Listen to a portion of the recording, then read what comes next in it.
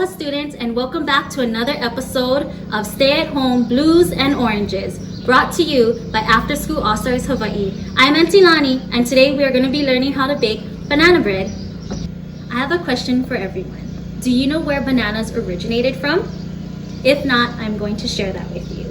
So in the early 1800s, Central America started importing bananas to the United States.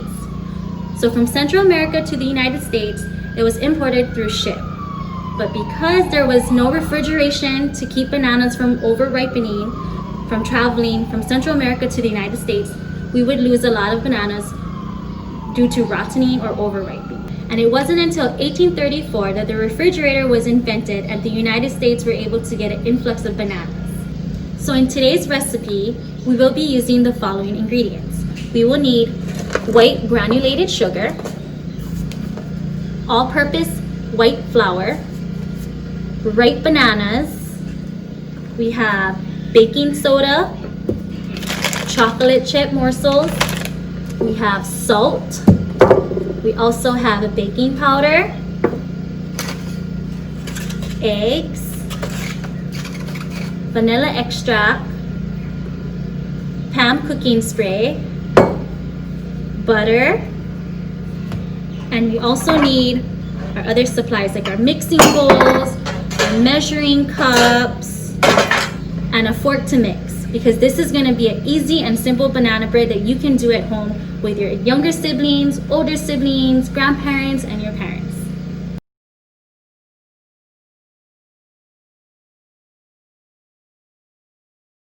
So the first step is to preheat our oven at 350 degrees. We're going to select bake. Select our temperature at 350 degrees, press start to preheat. So now that our oven is preheating, we're now gonna start on our banana bread.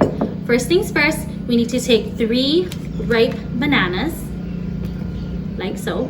We're gonna peel them and place them in our large mixing bowl. We're gonna use a fork to mash our bananas.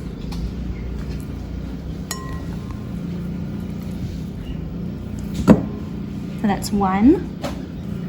Just remember, the riper the banana, the sweeter the banana bread. That's 2 bananas and 3. Got a little piece in there. So now we're gonna take our fork and we're just gonna press into our bananas, mashing it. Press into it, slide it alongside of the bowl, just like this. Mash some more.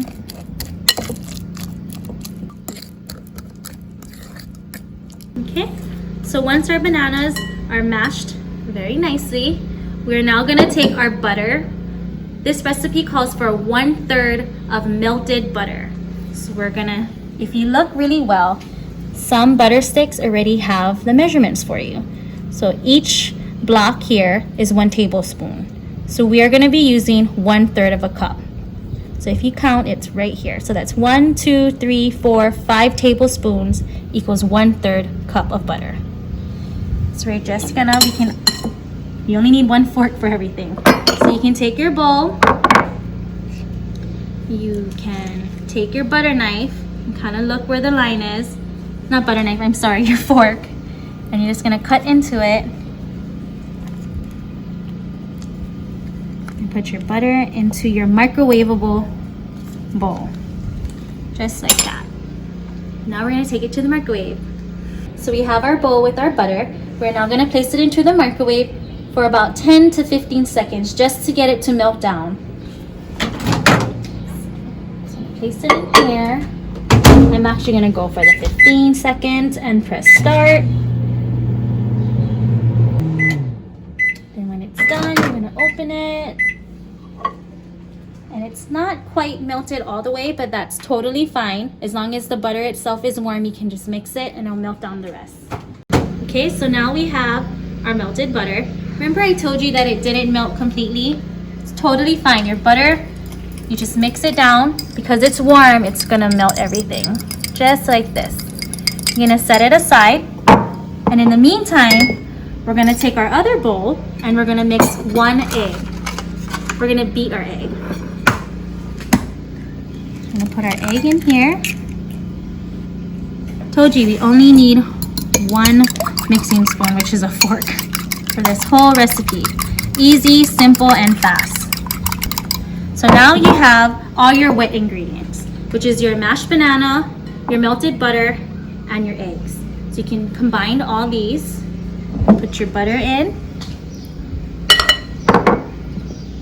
your 1 beaten egg, and you can take your fork and you can gently combine them like so. You don't want to overmix, just gently. Okay, so now we're ready for our dry ingredients. Okay, we're gonna start with our all-purpose flour, which calls for 1.5 cups of all-purpose flour. So here's a 1 cup measuring cup. You can use a butter knife to flatten it, but Aunty Lani usually just takes the bag and I just rub my cup along the side and you pretty much get a flat one. So this is 1 cup and a half. So 1 full cup of flour and half a cup. Here's this one. Same technique. Rub it alongside the bowl and you have a flat surface. So this is 1.5 cups of flour. Now set that aside. Now we're gonna grab our granulated sugar, which calls for half a cup of granulated sugar. So here's my half cup again. I'm gonna rub it alongside the bag. Just like so. Pretty flat. Okay. Add that in. So now we're gonna do our, our baking soda. So I'm gonna open this. So our baking soda calls for 1 teaspoon. So here's my teaspoon. Same technique. I'm just gonna scoop it, rub it alongside of the packaging. So just like this. 1 teaspoon. Put that in there. We're gonna grab our salt. We only need a pinch of salt. I like to eyeball it. I just pour it in my hand, maybe 1/4 teaspoon. Toss that in there. Okay, so now we're actually gonna add 1 more wet ingredient. I usually like to add this in the end, so I'm actually gonna wait. So I'm gonna put this aside. I'm gonna use my fork and I'm gonna start blending in my dry ingredients, just like this. Mix it in. Before I completely mix this, I'm now going to add my last wet ingredient, which is my vanilla extract. Calls for 1 teaspoon. Here's my teaspoon. And just put that in. Just 1 more good mix. And then it's ready for our final ingredient. So just remember, if you don't like chocolate chips, you can stop here. So our chocolate chips, right here, chocolate morsels, calls for 1/2 cup. I'm just gonna rip this here. It's okay if you spill a little. That's the best part about baking, makes it fun. So 1/2 cup. I'm gonna add that in. Okay. And you're just gonna mix it just to get all the chocolate chips inside evenly. Okay, just like that. Okay, so now that we have our banana mixture mixed evenly, we're now gonna take our banana loaf pan and pan spray. We're gonna take our pan spray and we're gonna coat our pan so that when our banana bread is mixing, it doesn't get stuck along the sides. Okay, and gently spray. It's a light coat, just like that. Okay, and we're gonna take our banana bread mixture and we're gonna pour it in, just like this.